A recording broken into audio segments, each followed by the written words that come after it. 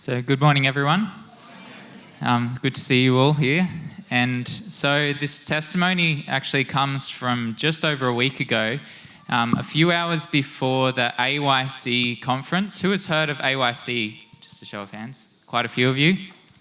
For those of you who don't know, it stands for Adventist Youth for Christ, a yearly conference to encourage the youth in ministry for God. And so, for those of you who haven't attended before, I encourage you to attend. Both those who are young and young at heart as well can all gain a blessing from it. So, a few hours before the AYC conference, the few of us from the University of Newcastle Church were walking around Melbourne City, and we passed by a grocery store, and I was needing to get some groceries because they didn't provide any breakfast at the conference.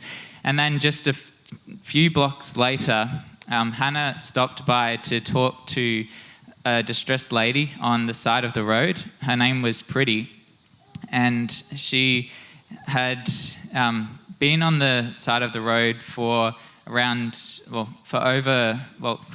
couple of days now, because she had come from Sydney on a holiday and had lost her identification, her credit card, and her phone was broken, so she couldn't contact anyone, and she hadn't pre-booked her accommodation, so had been out of her accommodation for a few days and hadn't pre-booked flights back either, so didn't know what she was going to do and was distressed on the side of the road.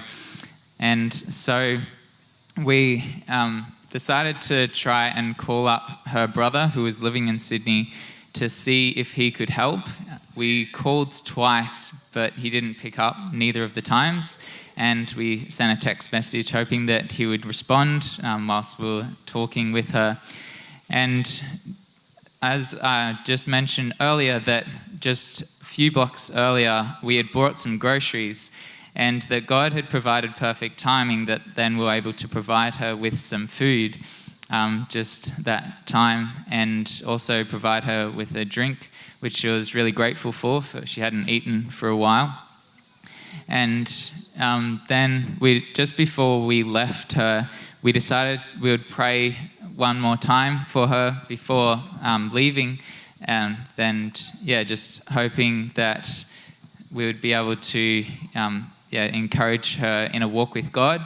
And Hannah also gave her an end time brochure, which is a thing run here in this conference.